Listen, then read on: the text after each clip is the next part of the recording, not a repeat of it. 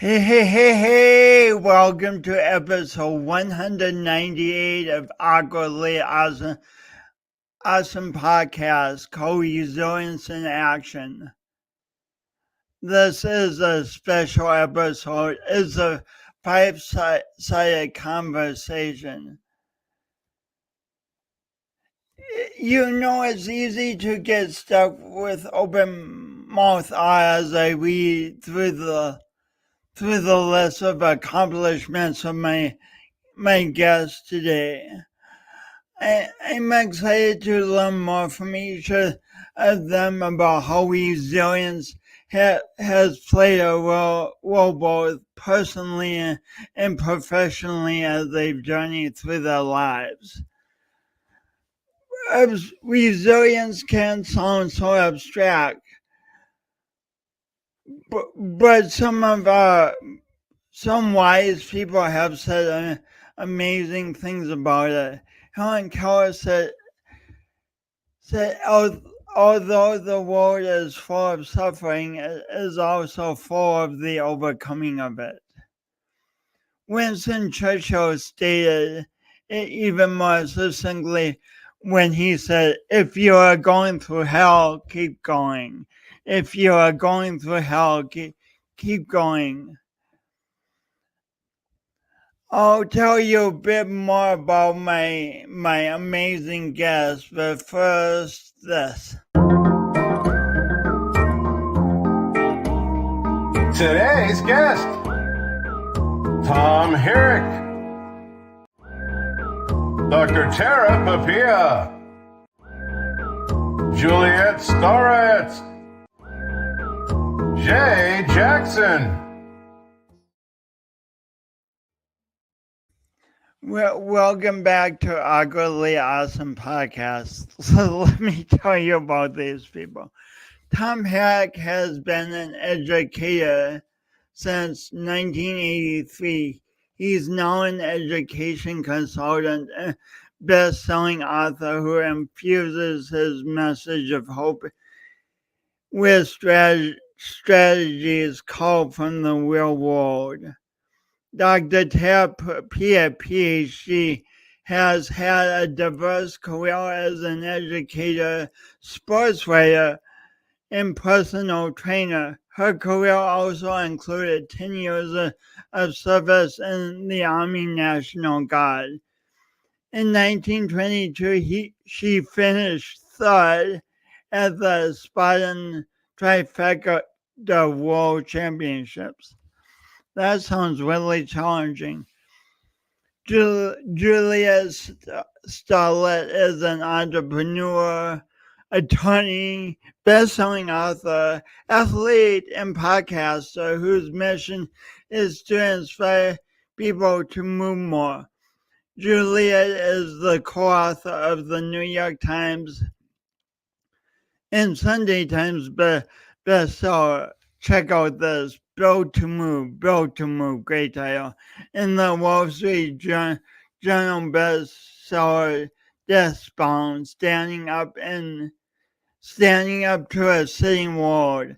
And she is co-founder and CEO of the Ready State. Yeah, oh my gosh, these bios are brilliant. Last and amazing Jay Jackson was the assistant wrestling coach at Stanford University before becoming an educator in 2022. His focus in education is to help students become more successful and happier versions of themselves as they take on challenges. Please welcome to this Awkwardly Awesome Podcast studio all these amazing people.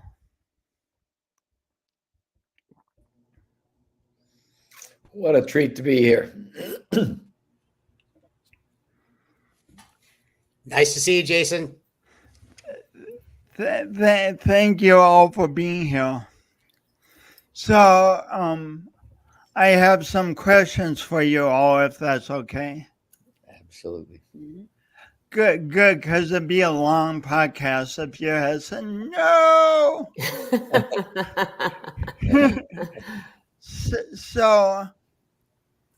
So how would you describe the power of resilience in 1 or 2 sentences?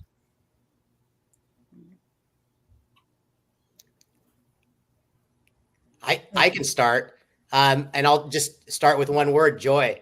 I think without resilience, without going through difficulty, there's no joy in life. So if I'm just going to reduce it down to one word, joy. Resilience equates to joy. That's amazing. And you speak that not from a lofty, abstract perspective. You've gone through very challenging things that have require resilience. Sure, but I think everyone's looking for flow state. Flow state is that mindset where it's not a mindset, but it's a place you get to where you're not thinking about anything else, comparison to anyone else, any of your problems. You're just focused on the moment. That's what everyone wants to get to. And there's 2 ways to get to flow state. There's pleasure and there's joy. Pleasure is flow state you don't have to work for. And you can get it from your phone or drugs or things like that. But the problem with pleasure is it gets you to flow state at the time, but then after it's done, it's immediate regret. You can also get to flow state through joy, where I'm going to work hard at something and find some challenge that matches my skill level. And then you're right in the moment again, but this time it's flow state, but it's productive. And that's what I'm looking for in my life. I'm looking for joy. And again, you can't get it without being resilient.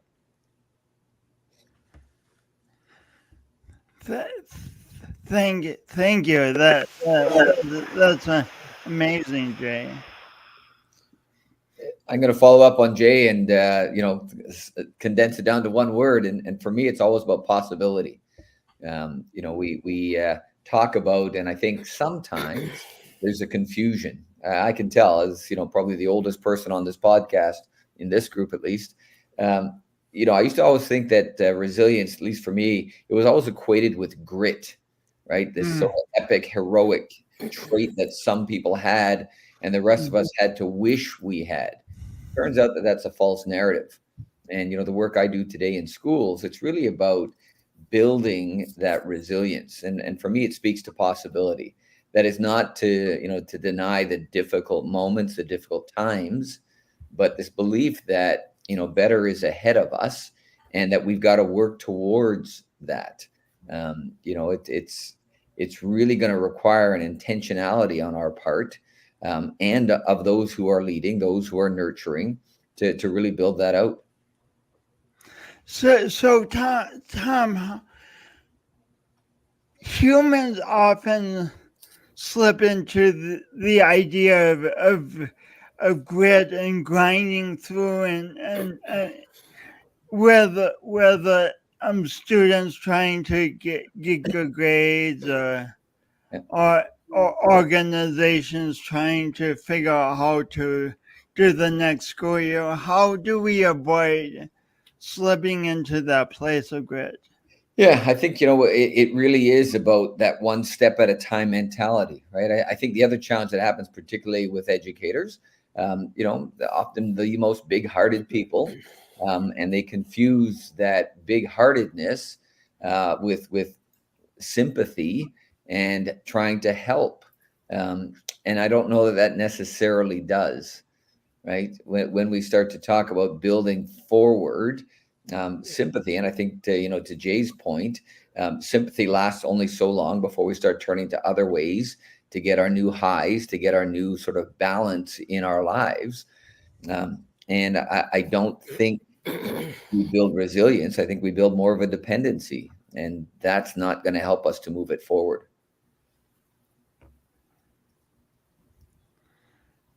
I'll chime in, Jason. Cool. Juliet. So I think I'm going to sort of probably echo a lot what Jay and Tom said, but The way I see it is that many of us are sort of living in this mid place in our life where we're just kind of doing what's comfortable, like almost a 5 out of a 1 to 10 scale. We're just sort of living at a 5. And I really believe that in order to have these peak life experiences or reach that flow state that Jay was talking about, we actually have to go through these low times and get through them in order to be able to experience the high highs. And so, I think the people I know who have had to really exercise resilience are also the people who I think can the most get into that flow state and experience that level of joy that Jay is talking about. So how do we? There's so much in modern culture about avoiding pain, avoiding challenges. How do we start teaching ourselves to choose the challenges we want to take on so we can build the resiliency muscle? Well, I mean, for my part, I think part of it is starting with conversations like this and talking to experts and just regular people who have learned and seen in their own experience that going through these difficult periods where they had to exercise their resilience did lead to that experience of joy or peak life experience or flow state, and actually seek out those experiences in their own life. And I think, those can be in the form of physical challenges like a Spartan race, since that was brought up earlier. But I think it's really pushing ourselves to do anything that makes us uncomfortable, whether that's public speaking or being on a podcast or, trying a new food we don't like. I think we've come to think that these experiences that deliver resilience have to be like something that you'd put on your resume, but they really don't. I think there's a lot of ways that we can make ourselves uncomfortable and challenge our resilience and set ourselves up to experience that flow state and that state of joy. But I do think it has to be intentional, because we now live in a world where it's possible to live at the 5 all the time. We are in air conditioning. We're always comfortable. We can sit in our lazy boy and watch Netflix all night and order DoorDash. So our environment is not set up right now to build resilience at all. And I think we actually have to actively seek out those situations. And of course, it's, part of being a human is to go through difficult things. All humans go through difficult things. But I think rather than waiting around for whatever difficult thing is going to happen to you, I think there's little small ways where we can test our resilience. And it does have to be intentional, because, we're living in like a very comfortable place in many cases. Thanks, Juliet. That was fun. Speaking, Dr. Tara, of seeking out very difficult things, what is a Spartan race? So I'm glad Juliet mentioned Spartan race, because that's what I liken to resilience. So I'll explain what Spartan race is in a moment. But I look at life and I compare it to a Spartan race. So you sign up, we're here for a reason, right? You sign up there's a purpose. I believe everyone has a bigger purpose here. So same thing with a Spartan race. So I start, and on the journey, there's ups and downs. There's nice people you meet. Maybe rarely do you meet someone not so nice, but the terrain can be not so nice, the weather. But I always remember why I signed up. Why am I here? And the same thing as beings on this earth, why are we here? And I think that's what keeps us going. So through our lives and through the Spartan race, good things happen, bad things happen, but you stay in the game. At least you hope you do. You might stop for a moment. So there's 3 things I think that go with that. Self-tools, like how you talk to yourself to get through tough times. Like say we're talking about a Spartan race right now.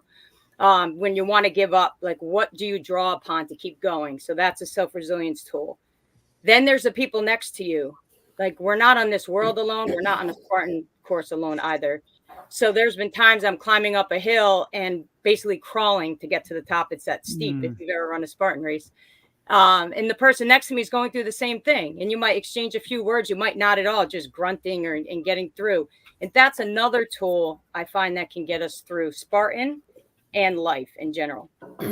So back to what a Spartan race is. There's a 5K distance, a 10K, a half marathon, and then there's the more extreme ones like the ultra, which is closer to, it could be anywhere between 22, 30 miles, depending. And along the course, there's 25 plus obstacles, anything from a rope climb, bucket carry up a hill, like I was describing, where sometimes you're crawling with a bucket or a sandbag, low crawl under barbed wire. There's always a dunk tank, walls to climb. So again, to me, that's why I love Spartan Race so much. And it doesn't have to be that brand or that sport specifically, but because of the obstacles and the tough terrain, I think it represents resiliency more than a lot of other sports. And the obstacles are representative of the obstacles in our lives, right? We're constantly climbing over something. And like Juliet was saying, I think we need to put ourselves in those situations, because at some point you'll find yourself in one that you were not prepared for. So the more we practice, I'm reading a book now. It's called Not So Nice. It's not as bad as it sounds, but it's basically about speaking your truth and not enabling people. I think we spoke about that a little bit earlier. And he takes a cold shower every morning on purpose. So we started with 30 seconds and then a minute and a half and then 2 minutes of the cold shower. And it changes your entire physiology. And the author does that every morning to set his day. And now his son does the same, which is pretty impressive, because I cannot take a cold shower. So. Yeah. It's an interesting dilemma, right? And I think, that whole notion of being challenged. I love what Juliet said. I think, we do live in a life now where on a scale of 1 to 10, you can be a 5 or a 6. Look, nobody's lost their job for being a 5 or a 6, right? But we've got this sort of good enough mentality going. And I think on some levels, the use of the term grit has almost become a curse, because it is assigned still to epic heroicness. Oh, look, what Tara's described, I could never do that. Wow, right? She is so different, so unique, so special. And notwithstanding that is a significant challenge, I think the message here is you have to be up for the challenge. Because if you think that's a challenge, same with test anxiety that people tell me about in school. I don't doubt for a moment it's a real thing. But if you think a test in school is anxious inducing, wait till you get to real life. It's a little more anxiety inducing day by day, minute by minute. And so what are we doing to really build that resiliency gene and not default to, while these are great events, right? I've had a chance to run 50 marathons. I don't think that makes me unique. I don't think that I am physically a specimen designed to run marathons.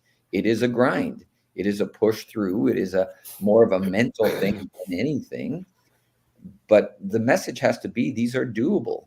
I think, what everyone is saying is, life day by day is a challenge. And so either we develop and start to really get this resiliency gene strengthened, or we default to a woe is me moment and sink back in our lazy boy, flick on the Netflix, order the food to be delivered, and get on our devices and say we're communicating with the real world. Continue to confuse search with research and be happy. Just to be clear, Tom, you're in Canada, I'm in South Dakota, so I want to hear the song came through clearly. But did you say you run 50 marathons? Yeah. And you written 20 books? Yeah. You love doing things in large numbers. Well, I'm just gonna, as a teacher, I'm just gonna equate this to school. What you're talking about here, like as a student, you could be at that 5 Juliet's talking about and just sit there and cruise and just basically float through school, which is kind of just like surviving. It's not fun. You're just kind of there. And I see kids do that way too much. Do they look comfortable? Yeah. Do they look happy? Not at all. It looks like they're wasting in my case, I teach high school. They're wasting 4 years of their life. Then I've got other kids other kids that like school's a series of challenges. They'll take on those challenges and be like, I'm going to make the most of this. It's like Tara running a Spartan race. That's more exciting. It's difficult. They have to put effort into it. But it's also more fun. And that's something I want to get across too. Tom's run 50 marathons for a reason, because it's challenging, but at the end of the day, it's more enjoyable and it's a better time. It's something you're proud of. I think we have a great panel for this because these other, and I'm going to include you in this, Jason, too, because you're the same thing. You take on challenges with this podcast and your motivational speaking stuff. It's a more exciting life. It's the difference between surviving and just going through the motions and being the 5 that Juliet talked about, or it's about thriving in life and, living at the 8, 9, 10 and it being a much better experience. So Jay, how do you help a kid who's bored in school and just going through the motions? Maybe they're smart enough that they don't really have to work hard. How do you help them wake up to the idea that they can joyfully challenge each other and have lots more fun? So I've got a long story I won't get into, but I got into teaching because I wanted to teach kids how to appreciate and enjoy challenge. I wanted to do for kids what my dad basically did for me. So that's my reason for being in teaching. And I've been in teaching for, 22 years now, and it's morphed over time, but I've got a process where basically I help kids think about, how they can best take on the challenge to be successful and happy, and give them reasons why this is good for you. And I know that the stuff I work on is called performance character, which is the mindsets and behaviors to best take on a challenge. And I know the stuff I'm working on is not a one size fits all thing. If a teacher just says, you need to work hard and just listen to me, it's not going to work. But if it's coming from the students' thoughts and they start thinking about it and they can actually apply it, then that's good. I think a problem with school is we give kids challenges every day. However, we don't tell them why they're doing those challenges or how to get through those challenges when they become difficult. So my process that I use, it's based on these. I've got 30 some diagrams that are used as talking points, so I can teach teachers how to use these talks to get kids thinking about performance character. I don't take much class time to do it, but I think that it pays dividends. And to be honest, that's my goal. Driving to school every day, my goal is that these kids find flow state and joy. If at the end of the class the bell goes off and they're shocked by it, they're not like waiting to get out of there. If that's the case, then I win. Have I ever had that day? No. But that's why I get up and drive to school every day, because I'm looking for that day, which is a great thing. I'm excited to get up. It's a lot of work, like these people are talking about. Passions are not always easy. Passions are a lot of hard work and difficult. The passion of Jesus probably wasn't a good situation for him, but it's something he was very compelled to do. I think everyone on this panel is very compelled to do what they're doing. And it's hard work, but it's very worthwhile. Oh, okay, Jay, could you please, you mentioned what your dad gave you in terms of this. Could you please briefly tell that story? I'm so curious.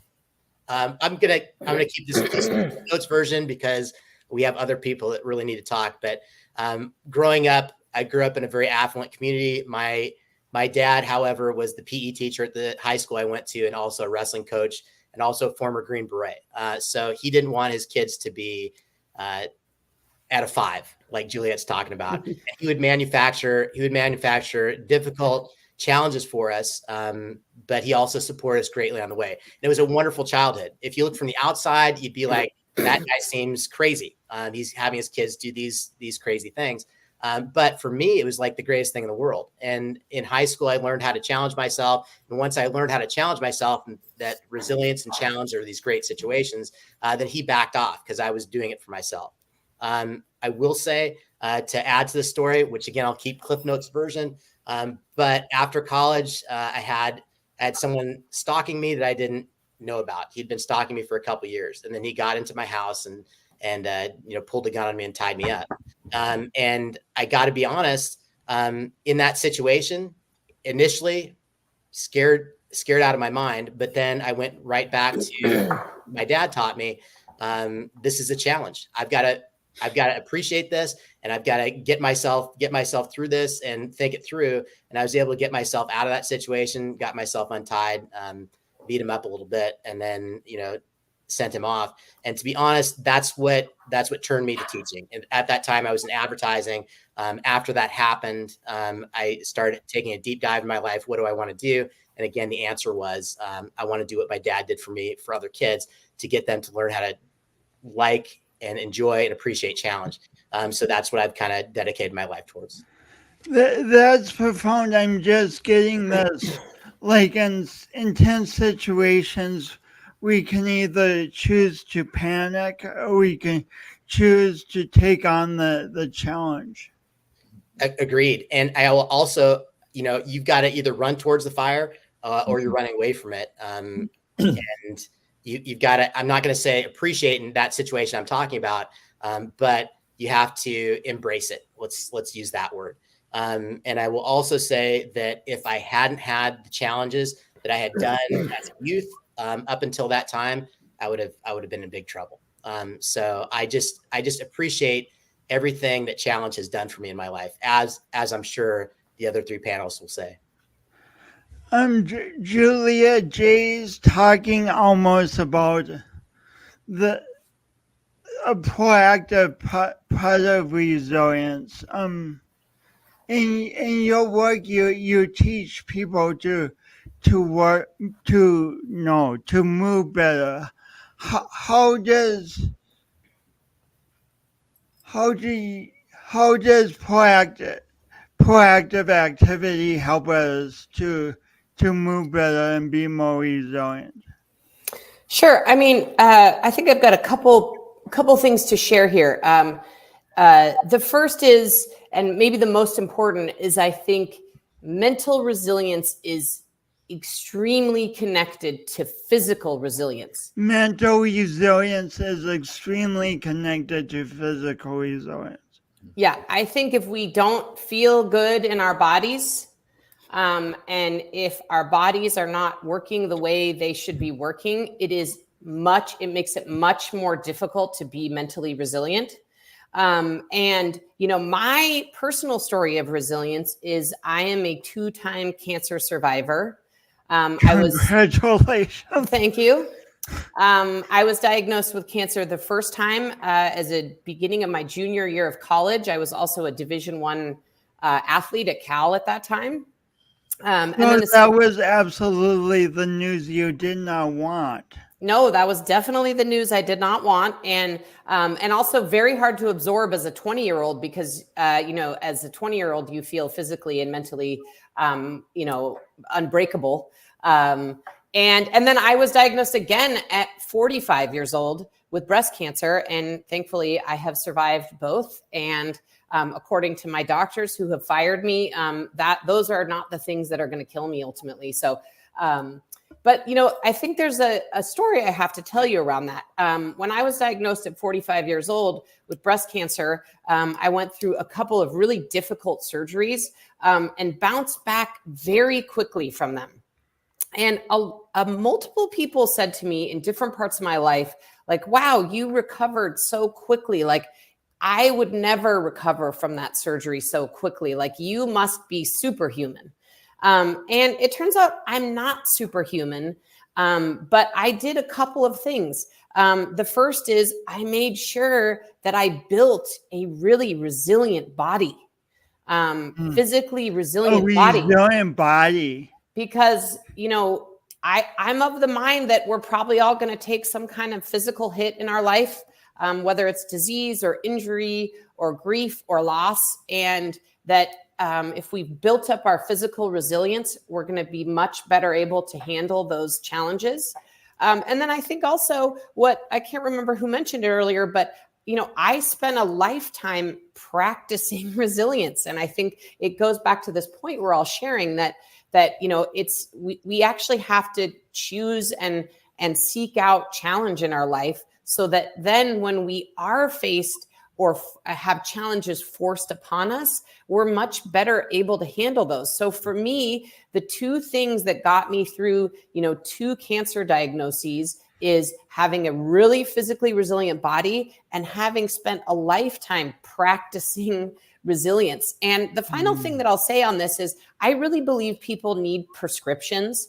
In our book, Built to Move, we have a specific prescription about how many fruits and vegetables people should eat, for example, because everybody knows they should eat fruits and vegetables, but how much?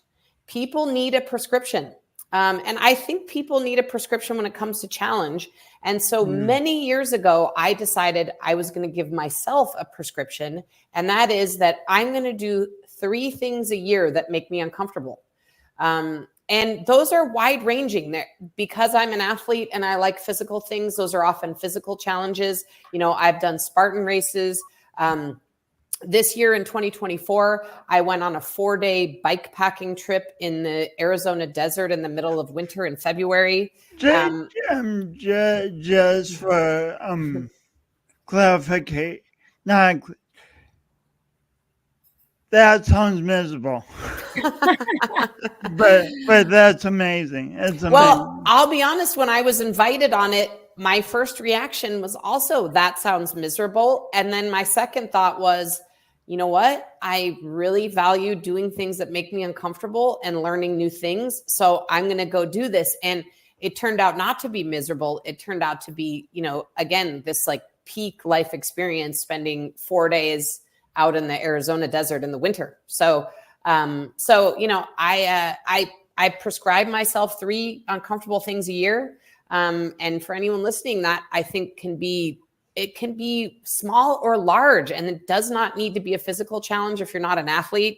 I have a friend who is terrified of public speaking. And so she's, trying to do a couple of public speaking gigs this year. I mean, you name it, what makes us uncomfortable is very personal. But I think it needs to be a prescription. I think we've got to do some things that make us uncomfortable because we have to practice. Thank you. That profound. You are profound. Dr. Tara PIPIA.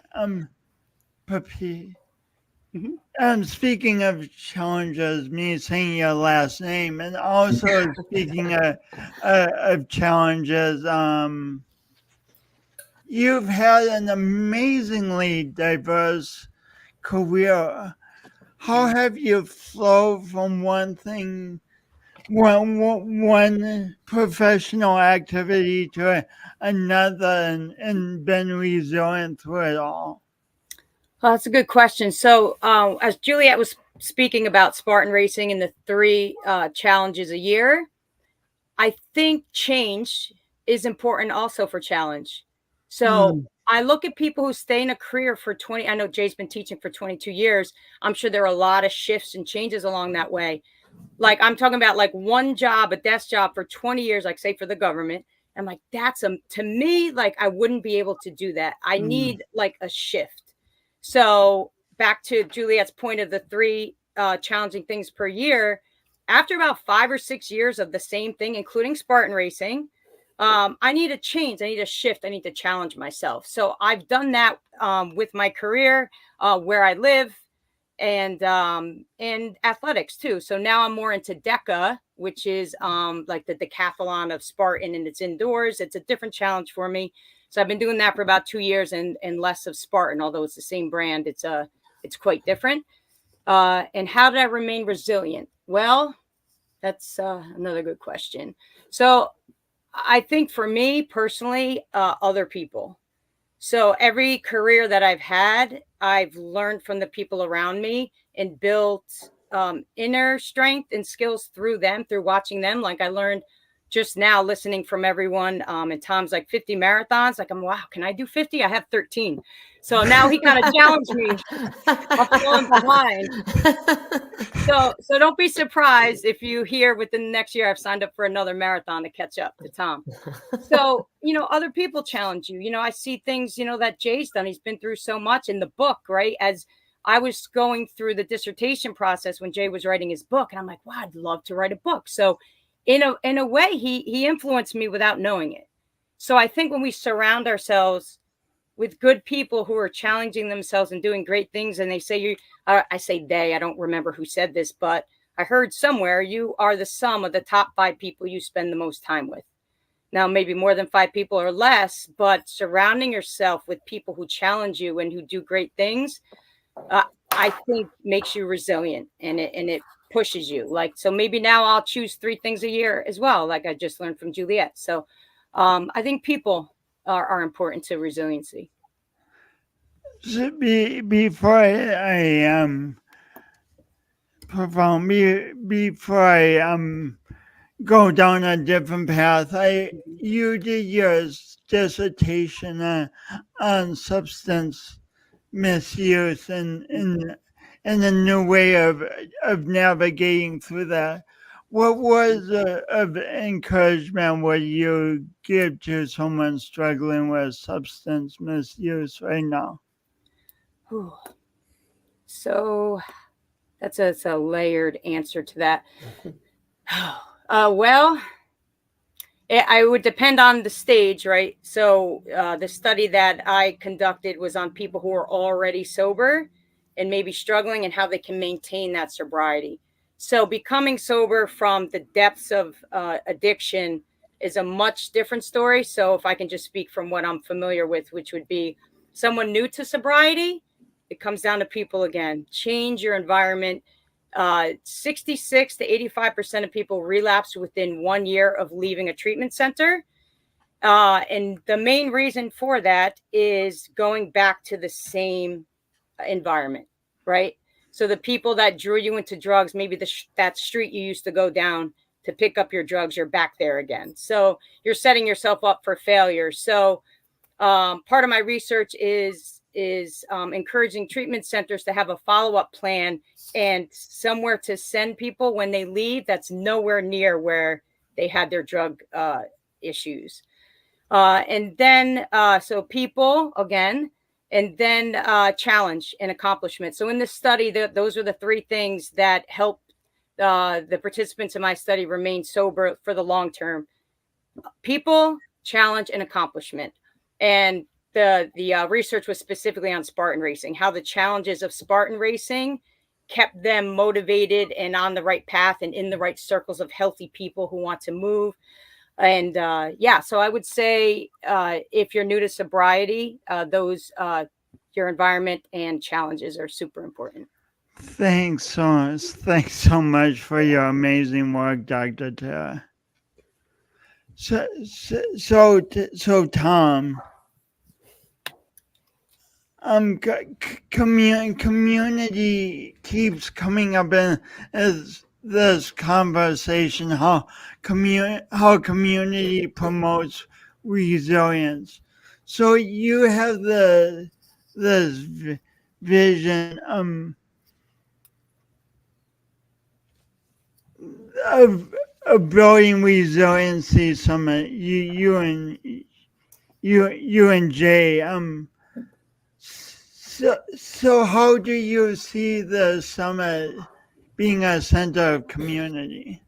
Yeah, I think you're spot on, Jason, in terms of that whole notion, right? It's because as we've been hearing throughout, this thing called life is a challenge, and we have to be up for the challenge. And sometimes, to be fair, I think we need the support of others. We need the inspiration provided by others. I mean, you can't help but be inspired just by what we've been hearing here in this past half hour or so, right? All of these panelists, yourself included, have an inspiring message, balanced off by, hey, we're all just ordinary folks, right? Now, are we up for the challenge? Do we need that support of others? When Jay and I first began to talk, it really was around how do we get this word out? That first of all, it's possible. It's possible for you to take on challenge, and the notion of support, of building community, of being able to, on some levels, bare your soul, be vulnerable enough to say, wow, I'm struggling with this. Tara just talked about the whole notion of addictions, the need for that support to be there to overcome a pretty significant challenge. everyone that's on this panel has overcome significant challenges in their own lives. I'm certain this thing called life means that everybody in general will have overcome.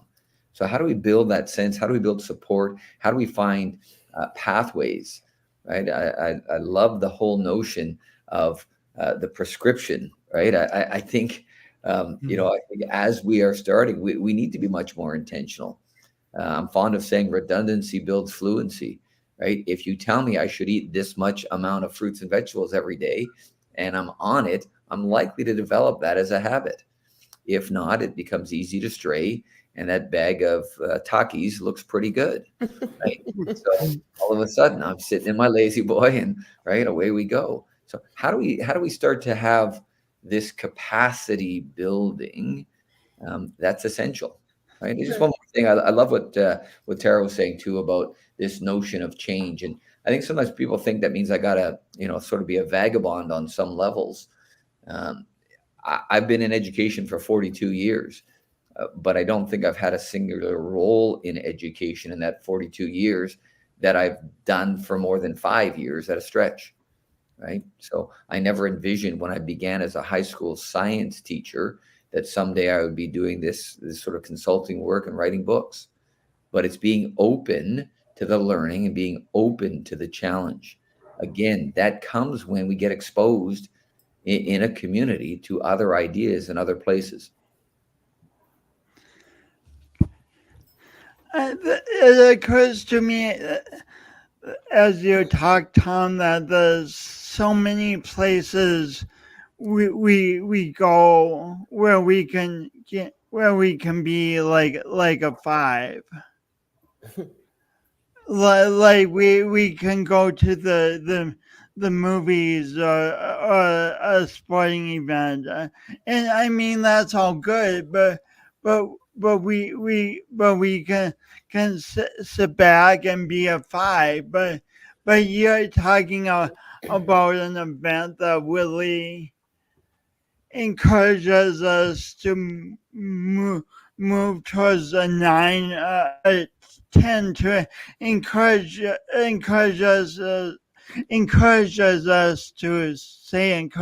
us and to proactively build the resiliency muscle. Jay, you've done so much with creating the vision of this building resiliency summit and so much practical stuff around it too. What has this process inspired in you? Well, first off, just I think like Tom was saying, just last 40 minutes, I'm fired up because what we're looking for in this summit that we're going to have is October 11th. It's at Irvington High School in Fremont, California. Hopefully we can put a link on this podcast for that. Ask and you shall receive. There we go. But for me, like, I've talked to Tom several times, and I see him as a mentor in what I'd like to do. I've never met him in person, and I want to be in the same room as Tom and get as much information from him as I can about how to make myself more resilient and how to help me make my students more resilient and how to help other teachers help their students become more resilient. Juliet, we've never met, but we have a mutual friend who told me you need to get Juliet involved in this. So she lives pretty nearby to me, but I want to get as much as I can from her. And learn and like just be inspired. Tara, same thing. We go back for a bit. We live in the same area, but we're both, spinning in our own orbits most of the time. This is going to be a chance for us to get here. And Jason, you're an amazing story. The fact that you basically looked and said, what's the hardest thing I can do? Podcasts and motivational speaking. And that's what I'm going to go for.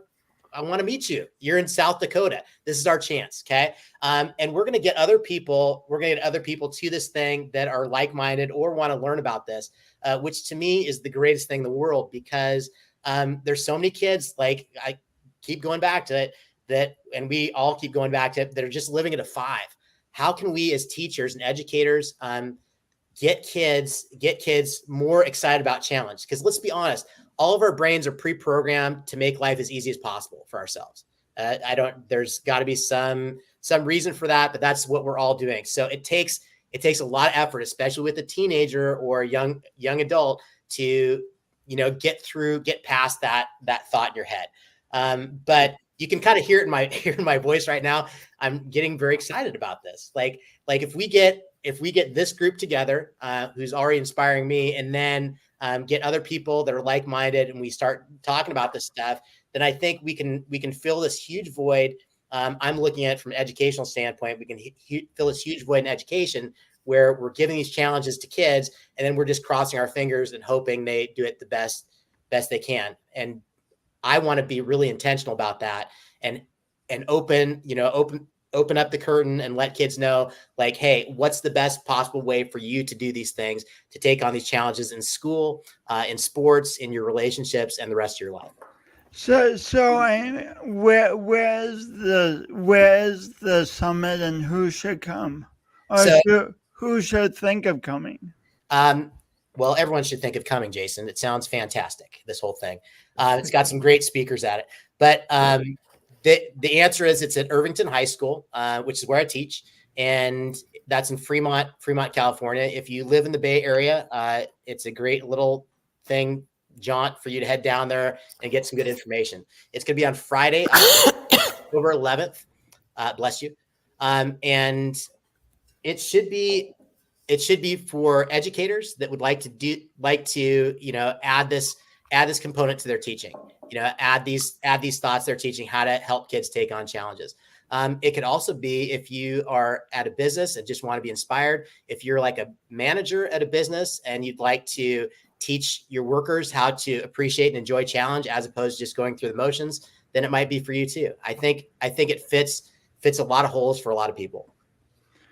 Julia, you are an entrepreneur. Is there any challenges ever in business? Oh my God, Jason, we don't have time on this podcast to go through that. I mean, it is, I was briefly for 7.5 years, I worked as an attorney, which, arguably is a difficult job, and it is.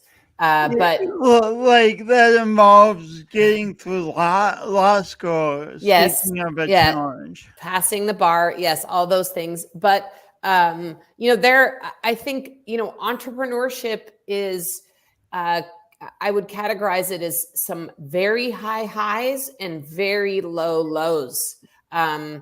You're almost never at a 5. In fact, sometimes as an entrepreneur, I think you hope to be at a 5 more often than you are. But yeah, I mean, it's rife with challenges. Every day is different. And, I think the skill set that is maybe a couple skill sets that are most important are self-awareness, and then really a figure it out mindset. Because, most people that I know, including myself, didn't go to school to be an entrepreneur. We went to school for other things and have just had to figure it out. And just that alone takes some resilience, right? Because you have to be willing to take risk. And when you're figuring things out that you have no idea how to do, you are often going to fail. And you have to, brush yourself off and start over and learn again. So, entrepreneurship is also, I would say, a great school of resilience in many ways. It's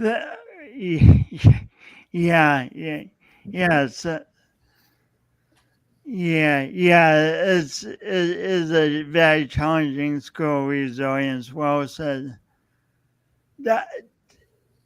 Dr. Tara, are there any challenges at all in getting a PhD? Yes. A lot like law school, I'm sure. Any other school. The good thing was I knew what I wanted to do when I enrolled in the program, because through the Spartan racing, a few of my friends were consistently on the podium, and 3 of them overcame major substance misuse issues, from methamphetamine, heroin, cocaine, you name it, like homelessness, and just really tough stories. That must be so inspiring, knowing the story and then seeing them on the podium. Oh my gosh. Yes, exactly.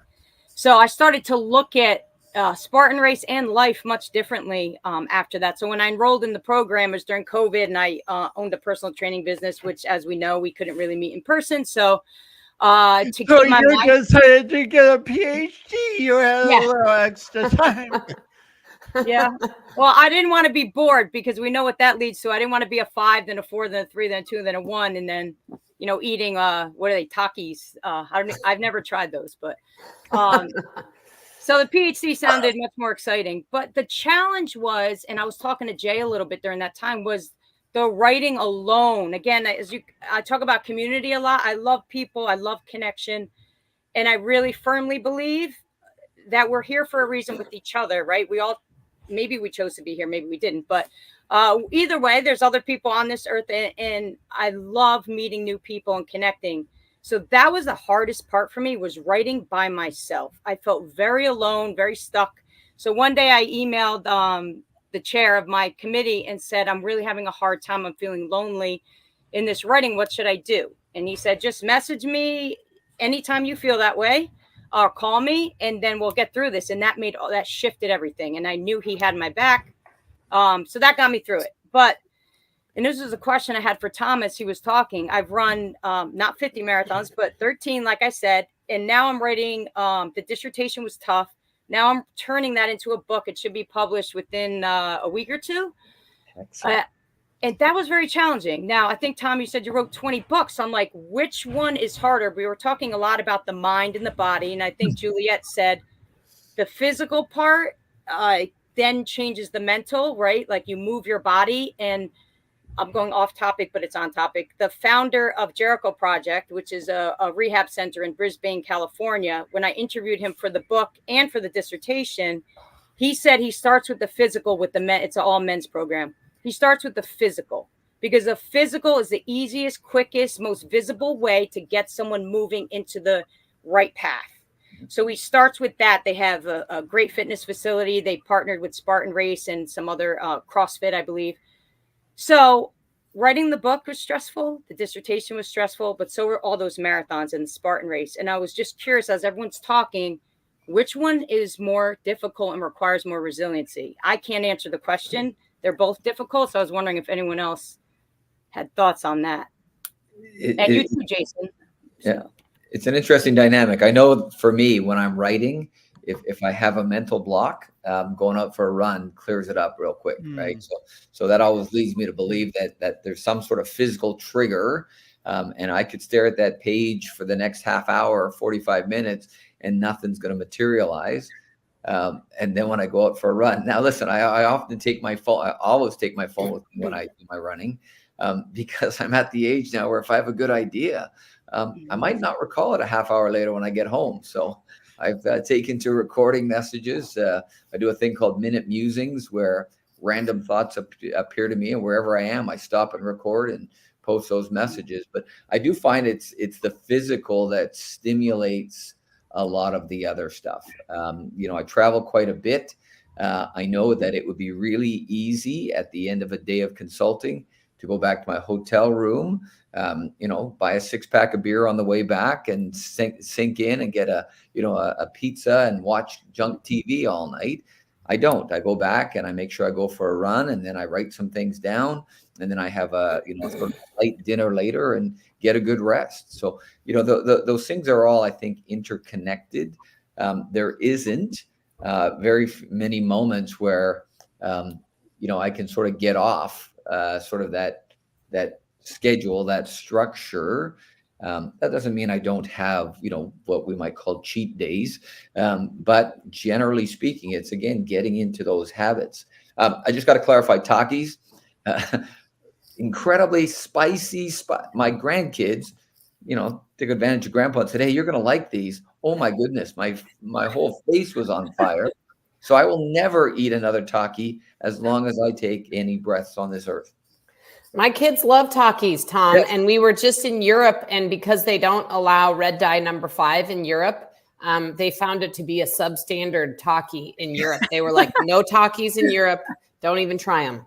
That's crazy. Jay, speaking of interconnections, how will you tie the tie this amazing conversation together? I would say this at this summit on October 11th in the Bay Area. It's going to be the people you see on this podcast. We're also going to invite other people that I think are resilient. Tara mentioned the Jericho Project. Chuck is the guy that runs that. We're going to see if he can come and other members of that Jericho Project, because we can learn a lot from really resilient people. I've got other people that are champions of business or champions of sport and things of that nature. And I basically want to pull those people in with the other people that are coming, and let's just all inspire each other and come up with good ideas on how we can inspire other people to be more resilient. So it's going to be quite an event. I would encourage anyone who's interested to contact us or just come. It's going to be a great day. Last thoughts, Tara? Last thoughts? Yeah. Well, I'm looking forward to the summit, and it's great to meet everyone beforehand. And I think there's a lot to learn, as Jay said, from each other. I'm looking forward to it. Thank you. How about you, Julia? Last thoughts? Well, I would echo what Jay said earlier, that I already am teeming with thoughts and ideas just from being on this podcast with these other awesome humans, and inspired and fired up. So, obviously I'm going to be there in part to share my own ideas, but I think the thing I'm looking the most forward to is learning from all of you. So let's keep it going. Wonderful. And 50 marathon runs and 20 books written. What are your last thoughts, Tom? Listen, I feel a little bit awkward saying this, Jason, but it's actually 25 books. Thing to say, but my apologies. That's just so embarrassing. So listen, I just think this is going to be a fabulous event. I think Jay pointed out, not just for educators, but for anybody who's working with others, for anyone who's needing a bit of a kickstart for themselves. I think, the diversity of the panel and the commonalities of the panel, we can have both of those, are going to lead to, I think, some incredible, valuable learning. We're trying to build this event, and in my mind, this is just going to be the first of many. I want to really see this one fly. We're trying to make it, at a very reasonable price for a day, very untypical of events, particularly for educators, they'll know. And so we hope, people after seeing this, and we'll all be promoting this in social media venues over the next number of days, but, that we get a huge crowd coming out to take part and to learn, and also to shape future events, right? That's the other part of this, is we're always open to building as it connects with people's needs. Resilience is so dear to my heart because I was on course to live not a 5 life. I was on course to live a 1 or possibly 2 life, and when I was in that 1 or 2 life, that seemed like that's all there was, all I was capable of, and that seemed like absolute truth to me. But luckily, I've been able to learn from so many gifted people and been able to now live a life that seems constantly challenging and very enjoyable.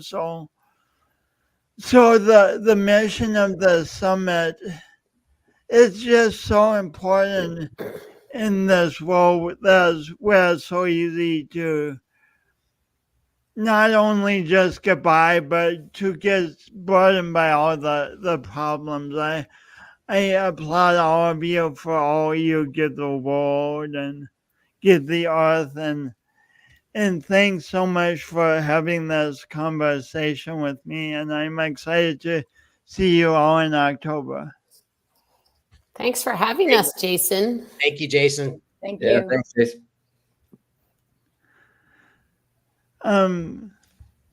You're welcome. Usually I end by taking my guests off and just talking a bit, but that would take longer than I want. So to everyone listening, thanks for tuning in. Please check out the Building Resiliency website, Building Resiliency Summit website, and maybe you can come or maybe you can, but either way, it's a place to learn more about resiliency and then to consider how resiliency has danced in your own life. Have a great day and tune in next week for another awkwardly awesome podcast.